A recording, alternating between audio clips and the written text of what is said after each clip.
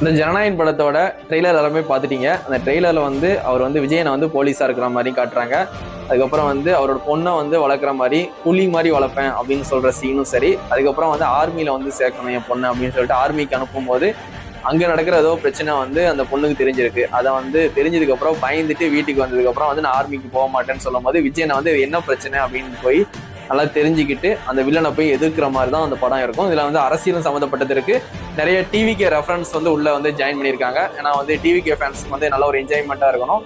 விஜய் ஃபேன்ஸுக்கு டான்ஸும் சரி, fight, love portion எல்லாமே இருக்கிற மாதிரி எல்லாமே இந்த படத்தில் இருக்கும். ஃபைட் அதிகமாக இருக்கும். சென்டிமெண்ட் வந்து ஓவராக இருந்துருச்சுன்னா படம் வந்து ஃப்ளாப் ஆயிரும்.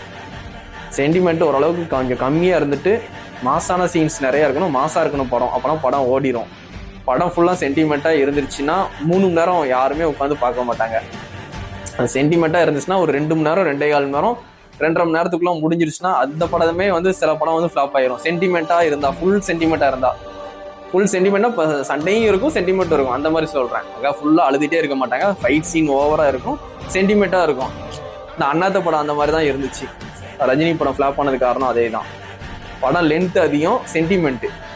இதே மாதிரி அந்த படம் மாதிரி இந்த படம் வந்து ஆயிடக்கூடாது. எனக்கு ட்ரெய்லர் பார்க்கும்போது எனக்கு அந்த படம் தான் வந்து நிறைய பேர் வந்து கேசரின்னு ஒரு படம் சொல்கிறாங்க, தெலுங்கு படம். அதில் இருக்கிற ரெஃபரன்ஸ் நிறைய எடுத்து வச்சிருக்காங்க அந்த படத்தில்.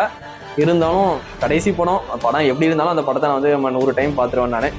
நான் தியேட்டர்லேயே ஒரு 4 டைம் 5 டைம் போய் பார்த்துருவேன். படம் நல்லா இருந்தாலும் சரி, நல்லா இல்லாமல் போனாலும் சரி, நல்லா இல்லைன்னா நல்லா இல்லைன்னு சொல்லிட்டு அந்த படத்தை 4 டைம் 5 டைம் நான் தியேட்டரில் போய் பார்த்துருவேன். ஏன்னா விஜயன் படத்தை கடைசியாக இப்போ தான் பார்க்க முடியும். இதுக்கப்புறம் வந்து விஜயனை வந்து அரசியல் ரிசல்ட்டை வச்சு தான் வந்து முடிவு பண்ணுவேன்ட்டு சொன்ன மாதிரி ஒரு வதந்தி வந்துச்சு. அது உண்மையாக தெரியல. எனக்கு இதான் கடைசி படம் எல்லாருமே தெரியும். இதுக்கப்புறம் அண்ணன் வந்து நடிக்க மாட்டாங்க, ஃபுல் அரசியல் அதுவும் தெரியும். இருந்தாலும் சின்ன சின்ன ரூமர் எப்படி வருதுன்னா அண்ணன் சினிமாவுக்கு வர வாய்ப்பு இருக்குது, திருப்பியும் ரிட்டர்ன் கொடுப்பாங்க, கம்பேக் கொடுப்பாங்க அப்படின்னு அதுவும் ஒரு வதந்தி போய்கிட்டு இருக்கு.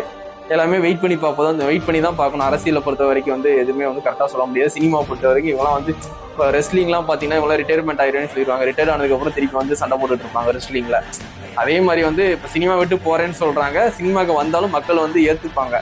ஏன் திருப்பி வந்தீங்கலாம் கேட்க போகிறதில்ல. விஜய் சினிமாவில் நடிக்கணும்னு நிறைய பேர் ஆசைப்படுறாங்க. அதனால் வந்து சினிமாவுக்கு திருப்பி கம்பேக் கொடுத்தாலும் அது சந்தோஷம் தான். அதனால் ஜனநாயகன் படத்தோட படம் வந்து கடைசி படம்னு எனக்கு தோணலை. கண்டிப்பாக 9ஆம் தேதி, ஜனவரி 9ஆம் தேதி ஜனநாயகன் படத்தை எல்லாருமே தியேட்டரில் போய் கண்டிப்பாக பாருங்கள்.